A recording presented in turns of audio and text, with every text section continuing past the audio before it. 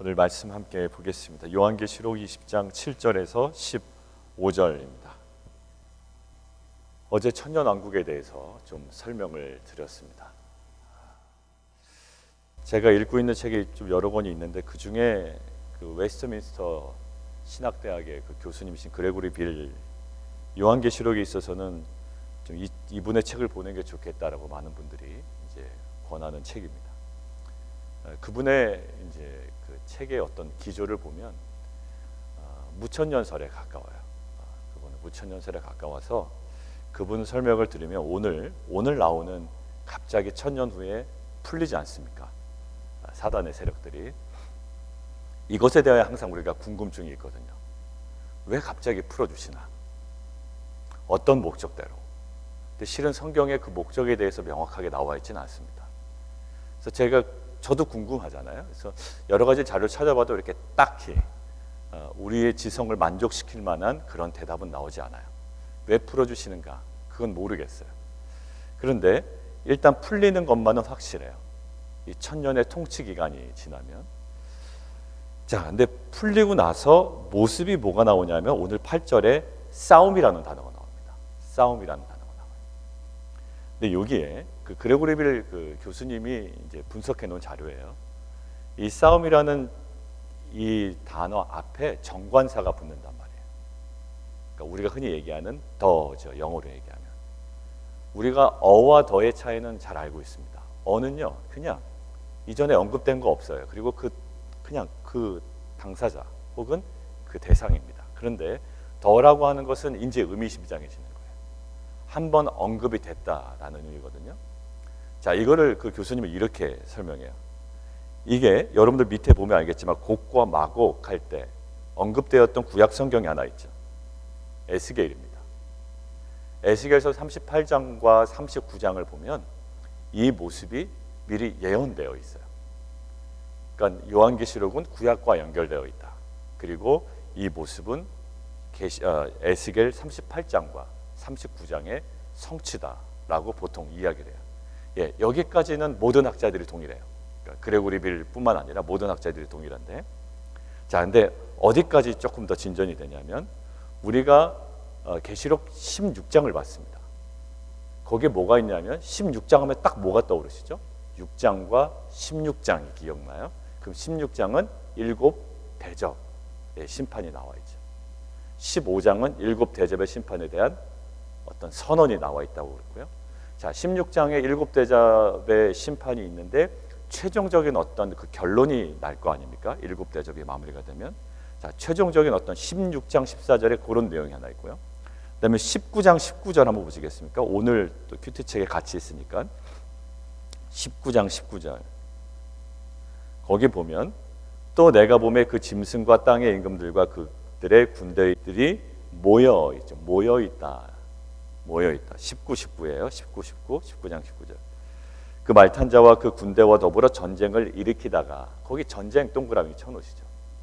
거기다가 써놓으십시오. 그 전쟁 이렇게 밑줄 그시고 계시록 16장 14절 그리고 계시록 20장 8절 이렇게 기록해 놓으십시오. 그리고 오늘 20장 8절로 다시 들어와서 그 싸움 거기다 동그라미 아까 치셨죠. 거기다 동일하게 써놓으십시오. 16장 14절 19장 19절. 자, 뭘 얘기해 드리려고 그럴까요? 그 그레고리 빌이라는 교수님은 이렇게 얘기하는 거예요. 더라는 것이 구약에 예언된 그 마지막 전쟁에 대한 예언뿐만 아니라 또 어디까지? 16장 14절 그리고 19장 19절에 있는 그 전쟁을 이야기하는 거다라는 거예요. 자, 이거를 왜 그렇게 분석을 할까요? 이분이 어떤 설을 주장한다고요? 무천년설이에요. 어제 오전과 어제 저녁 때 어느 정도 설명을 드렸기 때문에 이제 연결이 되기 시작하실 거예요. 자, 무천년설은 예수 그리스도의 승천 이후 마지막 때까지 그때까지를 교회 시대 그대를 그냥 천년 시대를 보는 거예요. 이렇게 보는 거죠. 14만 4천이 실제적인 숫자가 아니라 상징적인 숫자라면 천년이라는 것도 딱 문자적인 의미로 해석할 필요가 있느냐라는 요한계시록의 전반적인 해석의 어떤 툴을 가지고 보면 그럴듯해요. 그리고 천년왕국, 지금 교회의 통치. 자, 그래서 무천년 쪽으로도 많이 가는 학자들이 굉장히 많아요. 우리 대한민국의 학자들 중에서도 굉장히 많고요. 또 미국에 있는 신학자들 중에서도 무천년설을 지지하는 학자들이 많습니다. 그런데 어제 말씀드린 대로 뭐가 걸린다고요?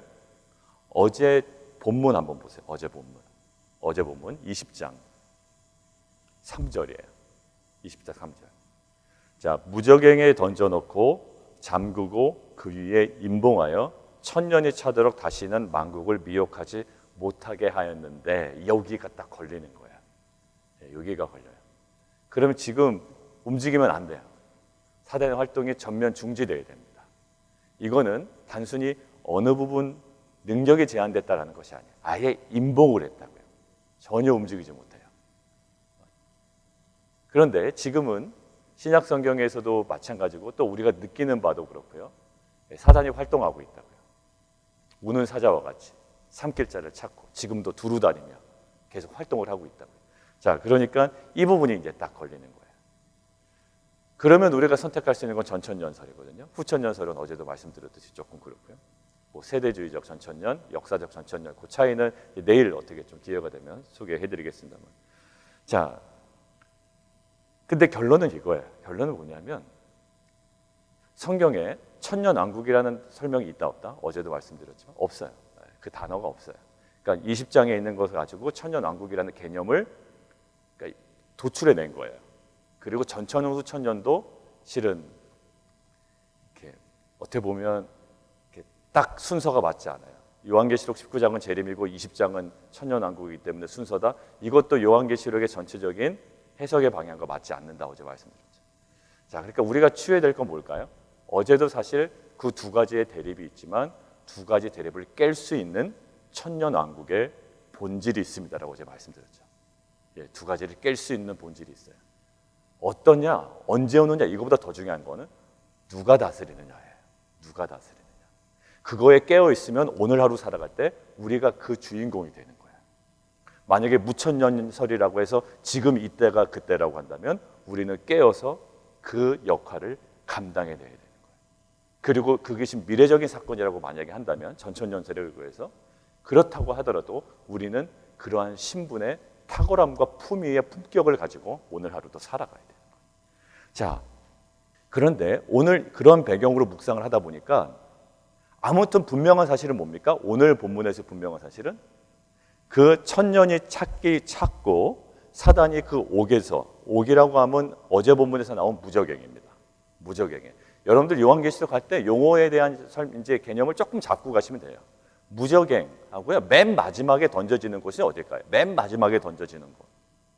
예, 불못입니다. 오늘 나오죠? 15절. 불못 심판. 그냥 딱 개념을 잡고 가세요. 그게 이제 어떤 거냐라는 것들은 이제 그때 가봐야 그 사람들이 느끼겠지만 불못 심판이 맨 마지막이고요. 그 전에는 어디요? 무적행에 갇혀 있는 거예요. 옥에 갇혀 있는 거예요. 자, 그런데 나옵니다. 천년이 지나니까 나와요. 땅의 사방 백성 곡과 마곡을 미혹하고 모아 싸움을 붙인다라고 되어 있죠. 이 싸움은 19장에 있는 싸움과 16장에 있는 싸움과 동일하다는 의견과 그거와는 다르다는 의견이 있어요. 아무튼 뭐든지 괜찮아요. 뭐든지 괜찮아요. 그런데 지금 저에게 관심이 됐던 것은 뭐냐면 잠깐 다시 놓인 것뿐이에요. 잠깐 다시 놓인 것뿐이에요. 근데 이 사단은 잠깐 자기의 허락된 이 시간을 어떻게 활용하고 있는가라는 게 묵상이 됐어요. 잠깐 활용된 거죠. 1000년 동안 묶여서 아무것도 못했다고요. 좀 약간 인격을 부여하겠습니다. 인격을 부여해서 한번 묵상해 볼게요. 1000년 동안 아무것도 못한 거예요. 이게 만약에 문자적인 1000년이라면 아무것도 못한 겁니다. 군인으로 한번 생각해 볼게요. 우리 이선우 성도님 군대 다시 갈 수 있어요? 그랬더니 안 간다고 그러시던데. 자, 군인은요 제한돼요. 실은 마음대로 뭔가 할 수가 없어요. 군인이 훈련 들어갔다고 한번 생각해 보세요. 1000년도 아니고요. 한 달 정도만 훈련 들어가도요. 너무 힘들어요. 자기 마음대로 할 수 없다라는 게. 근데 뭐가 딱 주어질까요? 그런 고된 훈련을 하고 난 다음에. 휴가, 뭐 외박, 뭐 이런 게 주어진다고요. 그러면 그때 무엇을 하느냐가 이 사람의 갈망이라고요. 저는요, 훈련 받을 때 뭘 그렇게 하고 싶었는지 아세요? 저는 7월 달에 훈련을 받았기 때문에 너무 더운 거예요. 94년 7월. 지금 네이버에 검색해 보시면 94년 여름 치면 기사가 굉장히 많이 뜰 겁니다. 그때가 굉장히 더웠어요. 그래서 최근에 한국에 더울 때 항상 94년 여름을 항상 비교해서 설명하곤 해요. 그때 제가 훈련을 받았는데 그래서 실은 혜택을 받습니다. 너무 더우니까 군사들, 이제 병사들 쓰러지면 안 된다고 행군도 안 하고요, 훈련도 대폭 줄였어요. 그러니까 더웠지만 어떻게 보면 훈련 양에 있어서는 혜택을 본 거예요. 자, 그런데 그때 제일 갈망했던 게 뭐냐면 냉탕에 들어가서 포카리 스웨트 먹는 거였어요. 그게 그렇게 하고 싶더라고요. 근데 막상 휴가 나가서 가니까 안 하긴 하던데 그게 그렇게 갈망했어요. 자, 오늘 제가 왜 이걸 묵상했냐면 잠깐 시간이 주어진 거예요. 자신의 운명을 알았을까요? 몰랐을까요? 그건 잘 모르겠지만 잠시 주어졌는데 대본에 뭘 합니까? 대본에 1000년 동안 아무것도 못했어요. 너무 하고 싶은 일이 많았을 거라고요. 근데 대본에 하는 일은 뭐예요? 또 모아요. 미혹하고 모아요. 그래서 그 수가 어느 정도, 바다의 모래수와 같이 또 수많은 사람들을 확 끌어당깁니다. 대단하죠? 그리고 뭘 붙여요? 더, 정관사 더가 붙은 그 싸움을 붙인다. 제가 이것을 보고 무엇을 묵상했냐면 우리 개인적으로 묵상이 될 포인트가 있어요. 우리가 여러 가지로 직장 때문에 바쁘고 또 비즈니스 때문에 바쁘고 자녀 양육 때문에 바빠요. 근데 그게 계속 지속되진 않거든요. 짬 시간이 난다고요. 짬 시간이 나요. 근데 그 짬 시간이 우리 가운데 어떻게 활용되고 있느냐라는 어떤 그 질문을 던지시는 것 같았어요. 1000년 동안 내 마음대로 산 거 아니에요. 여러분들 일상 마찬가지입니다. 뭐 집사님도 계시지만 집사님 그 마음대로 살 수가 없어요. 왜냐하면 직장에서 부르면 가야 되고 대답해야 되고 일해야 되고 그래요. 가정에서도 주부도요, 실은 마음대로 사는 것 같지만 그렇지 않아요. 예, 아이들이 또 뭐 해달라고 해야 되고 아이들 챙겨야 되고 남편 챙겨야 되지, 여러 가지 집안일이 끊이질 않아요. 티 안 나는 게, 세상에서 제일 티 안 나는 게 집안일인 것 같아요. 제가 집에서 옆에서 보니까, 그리고 조금 돕다 보니까 저도 뭐 해놓고서 얼마나 티를 내는지 몰라요. 왜냐면 말하지 않으면 티가 안 나기 때문에 조금 해놓고 막 티를 내는 거예요. 자, 그러다가 뭔가 짬 시간이 납니다. 근데 그 시간을 어떻게 활용하고 있느냐라는 것들을 질문해요. 어떻게 보면 굉장히 가혹한 질문일 수도 있지만 우리의 루틴 속에 있는 그 조그만 시간에 대한 관리를 이야기하는 것 같았어요. 사단이 갑자기 딱 자유가 주어지니까 자기가 원래 그렇게 하고 싶었던 사람들을 또 모으고 미혹하고 막 싸움을 벌여요. 그러고 나서 생각을 해보니까 다윗이 생각이 나는 거예요. 다윗이 실은 어느 정도 성공을 계속 거두지 않고 굉장히 겸손했던 다윗이고요, 하나님을 찬양했던 다윗이에요. 항상 하나하나 질문해가면서 왕권을 무리하지 않고 세워나갔던 다윗이라고. 근데 어느 순간에 여유가 생깁니다. 근데 그 여유의 시간에, 그 자기만의 시간에 뭘 하죠? 아주 늦잠을 자고 일어나서 자기의 그 시선 처리가 망가지는 거예요. 그것 때문에 사실 다윗의 인생이 또 자녀들과의 모든 관계 속에 그 굉장히 후반부가 굉장히 복잡하게 돌아가는 거니까. 자, 우리에게도 마찬가지인 것 같아요. 지금 우리에게 딱 주어진 어떤 시간이 있을 거예요. 아주 짧은 시간이지만 그 시간이, 물론 우리가 휴식할 수 있습니다. 그것까지 막 하나님께서 막 몰아붙이시진 않을 거예요. 그러나 하나님과의 관계 속에 탁 클릭이 돼야 되는 시간이 아마 개인마다 있을 거라고요. 이거 되게 보기 안 좋죠. 1000년 동안 아무것도 하지 못했다가 딱 튀어나오는데 겨우 한다는 게 또 이거야. 여러분들에게 뭔가 의미 있는 시간이 확보됐습니까? 그렇다면 하나님과의 관계 속에 뭔가 클릭이 되고 그 루틴 속에 뭔가 여러분들이 되돌이켜야 되는 시간들이 있다면 다시금 재조정하는 은혜가 있기를 원해요. 제가 연말이라고 말씀드렸습니다. 연말은 그냥 크리스마스 세상적인 분위기에 그냥 막 휩쓸려서 가는 것도 굉장히 옳지 못해요. 그냥 교회적인 문화에 우리가 휩쓸려 가는 것도 옳지 못합니다. 막 여러 가지 행사하느라고, 또 크리스마스 우리가 또 감사 예배도 준비해야 되고 또 연말에 송구영신 예배도 준비해야 되고 어떤 그 프로젝트 준비에 굉장히 여념이 없어요. 물론 그것도 준비해야 돼요. 그러나 우리가 꼭 놓치지 말아야 될 거, 우리가 주초 얘기한 것처럼 하나님과의 관계 속에 하나님은 항상 시간의 구분을 두셨다고요. 왜 의미가 있냐면 이스라엘 민족을 출애굽시키실 때도 하나님께서 야 다시 정리하자, 끊고 가자라는 거예요. 그래서 날짜 바꾸셨죠. 달력을 아예 바꾸셨다고요. 자, 2019년 끊고 가자라는 거예요. 근데 아무런 하나님과의 관계 없이 그냥 2020년을 맞이한다? 이것은 사실 굉장히 위험한 것 같아요. 그래서 우리가 지금 12월이라는 어떻게 보면 짧은 시간이 우리에게 주어졌거든요. 근데 뭘 할 건가? 그냥 또 막 사람들 모으고 잔치 벌이고 이런 세상적인 문화에 휩쓸릴 건가? 그러기보다는 우리가 가족이 조금 더 진지하게 아니면 개인적으로 하나님과 관계 속에서 그동안 1년 동안 주셨던 거, 내가 극복했던 거, 있던 상처들, 아픔들, 이 모든 것들을 관계 속에서 정리하고 회복하고 마지막으로 마침표를 찍고 때로는 어떠한 사건에 대해서는 쉼표를 찍고 이제 2020년을 향하여 우리가 계획하고 기도 제목들을 정리하고 아이들에게도 소망 가운데 걸어갈 수 있도록 독려하는 것, 이것이 우리의 본분이 아닌가라는 생각이 듭니다. 사단 굉장히 철부지 같아요. 근데 이 철부지 같은 모습이 실은 저희의 모습 속에 투영되고 또 묵상이 됐습니다. 사도 바울은요, 짧은 시간에 뭐 했을까요? 에베소 3차 전도 여행 때 어떻게 해서든지 복음을 전하려고 그래요. 그래서 아데미여 아데미여 막 그들이 외치잖아요. 아데미 신상을 다 무너뜨린다고요. 그 우상들을 다 패하는 복음을 전하니까 난리가 난 거예요. 그래서 막 경기장에 모입니다. 자, 그때 사도 바울은요, 자기를 잡으려고, 자기를 결박하려고, 자기를 옥에 가두려고 사람들이 모이고 막 데몬스트레이션 하는지도 모르고요. 막 거기에 어디로 갑니까? 글로 막 들어가려고 그래요. 왜? 복음 전하려고. 사람들이 모여있네? 그러니까 자기 결박하려고 모인 줄 모르고 야, 사람들이 모여있구나. 복음 전하러 또 가야지. 그 짧은 시간에 생각하는 것이 온통 복음이었어요. 그러니까 오히려 그때 누가 말립니까? 주위에 있는 제자들이 말려요.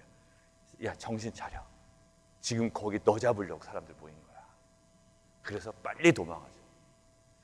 그러니까 우리의 모든 짧은 지나가는 순간순간이 하나님과 깊이 연관되어 있는가, 연결되어 있는가, 이것이 우리 가운데 좀 묵상되었으면 좋겠습니다. 자, 두 번째는 11절 이하에 있는 본문인데요.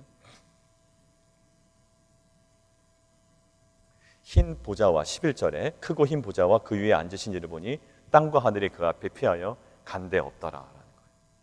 이게 이사야서 51장 6절에도 동일하게 나와 있습니다. 한번 우리 찾아볼까요? 이 한 군데만 오늘은 여기 한 군데만 찾아보죠. 이사야서 51장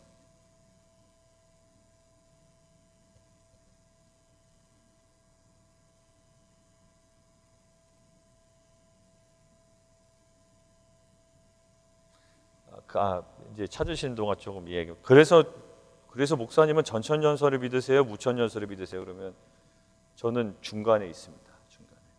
그리고 그걸로 뭐 이단 시비에 걸리진 않아요. 근데 어제도 얘기한 것처럼 막 이것만 맞다 막 이야기하신 분들이 있더라고요. 제가 이렇게 좀 찾아보니까. 그러기에는 너무 우리가 약해요. 이게 맞다라고 말할 수 있는 근거는 일부는 있지만 또 일부에서는 약해요. 그러니까 가봐야지 알아요. 근데 핵심이 뭐라고요? 많은 신학자들 그러면서 얘기하는 게 뭐예요? 그거 논쟁하느라고 오히려 잡아야 될 핵심을 놓치지 마라. 천년왕국의 핵심, 그리고 마지막 예수 그리스도의 재림의 그 모습의 핵심 놓치지 마라라는 거예요. 자, 이사야서 51장 6절 같이 한번 볼까요? 같이 한번 보겠습니다. 시작. 너희는 하늘로 눈을 들며 그 아래의 땅을 살피라. 하늘이 연개같이 사라지고 땅이 옷같이 헤어지며 거기에 사는 자들이 하루같이 죽으려니와 나의 구원은 영원히 있고 나의 공의는 패하여지지 아니하리라. 나의 공의는 패하여지지 아니하리라. 정말 영원한 것이 무엇인지를 좀 봐라. 뭐는 없어져요? 하늘이 연개같이 사라집니다. 옷같이 다 헤어져요. 거기에 사는 자들은 하루같이 다 죽어요. 그러나 나의 구원은 영원히 있다. 오늘 11절에 보면 땅과 하늘이 그 앞에서 피하여 간데 없더라. 이사야서의 51장의 예언이 실은 마지막 우리에게 주어진 그림이에요. 근데 어제도 목요일 저녁에 말씀드렸지만 바벨론을 자기처럼 생각한다고요. 그래서 하나님이 내 백성들아 라고 하면서 뭐라고 얘기하신다고요? 거기서 나와 라는 거예요. 거기서 나와. 바벨론은 멸망할 거야. 거기서 나와. 출애굽했어요. 분명히 출애굽했습니다. 그런데 출애굽은 했지만 분명히 유월절은 경험했지만 구원받았지만 성화의 과정 중에 해결되지 않은 게 있어요. 뭐라고요? 애굽에 대한 연민, 애굽에 대한 동경이에요. 거기서 나와라는 거예요.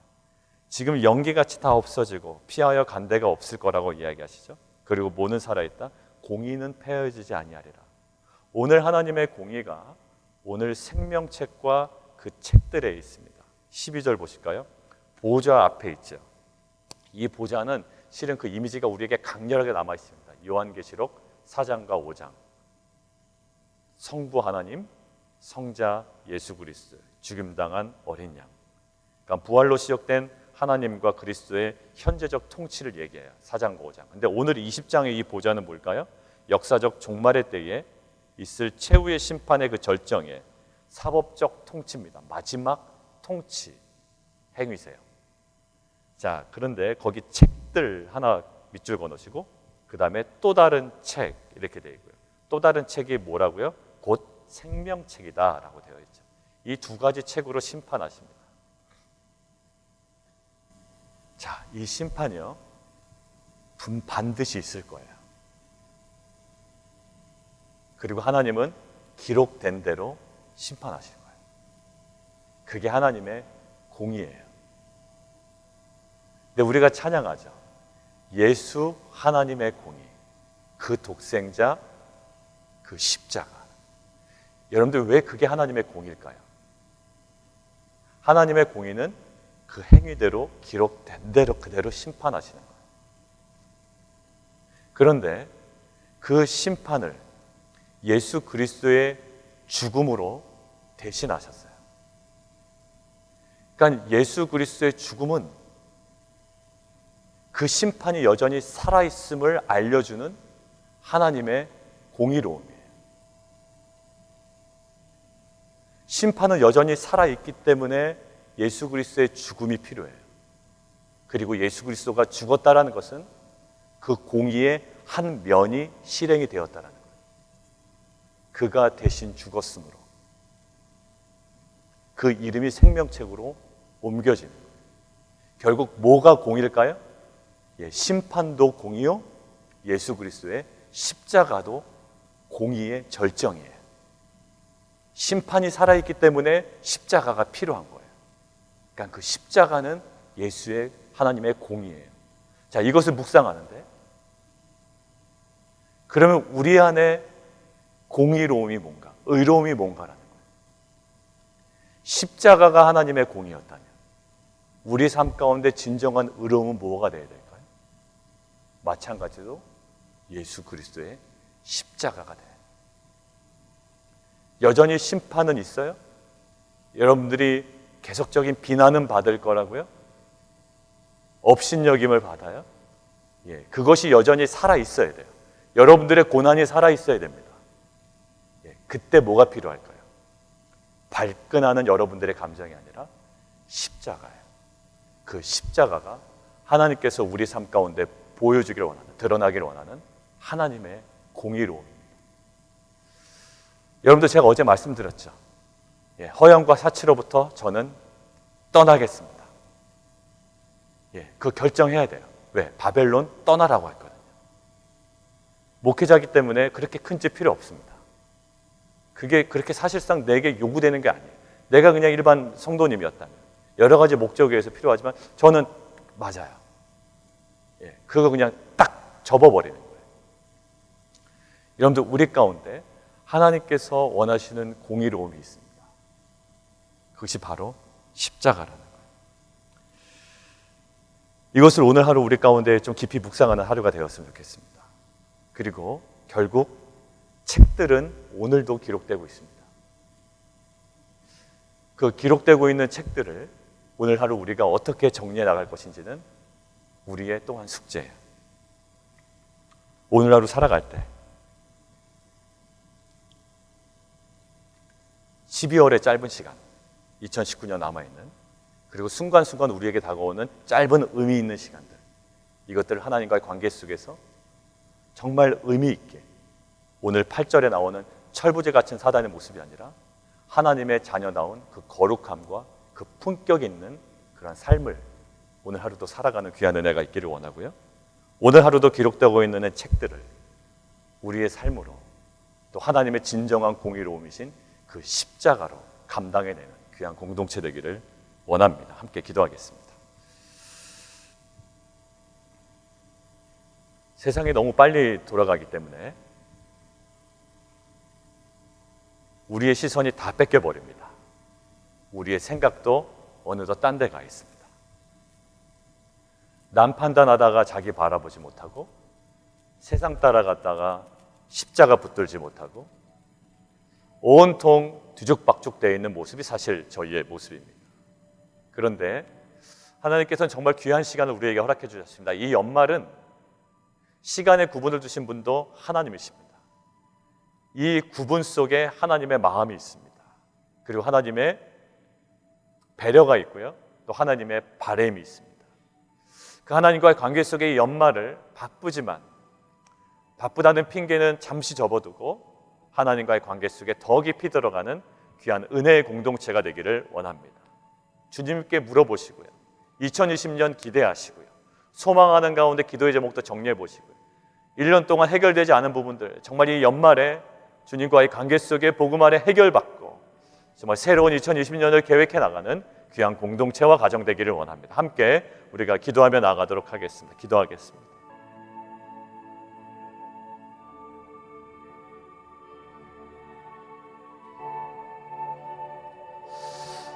그리고 우리가 또 기도하기는 어제 저녁에도 우리가 함께 기도했지만 여러 가지로 질병 가운데 있는 성도들이 있습니다.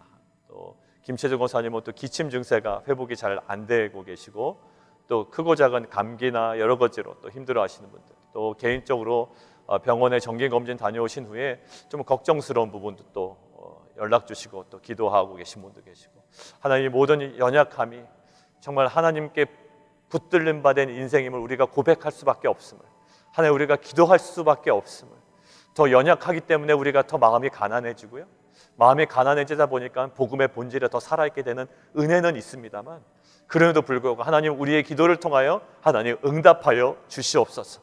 우리 이정호 선교사님도 하나님 정말로 그 모든 임상시험에 또 여러 가지 과정들이 이제 아마 마무리 거의 다 되고 계실 텐데, 하나님 정말로 지금 치유하시고 또 살려주시고 회복시켜 주시옵소서. 우리 함께 기도하며 또 오늘 저녁에 있는 유스 그룹들 오늘 모임, 또 여러 가지 또 연말에 여러 가지 행사들이 있습니다. 또 우리 칠드런은 연극을 또 준비하고 있고요. 이 모든 행사들 가운데 하나님 우리 자녀들이 하나님 주님을 더욱더 깊이 만나는 시간 되게 하여 주시고, 하나님 더 깊이 묵상하는 은혜의 시간 될 수 있도록 인도해 주십시오. 함께 기도하겠습니다.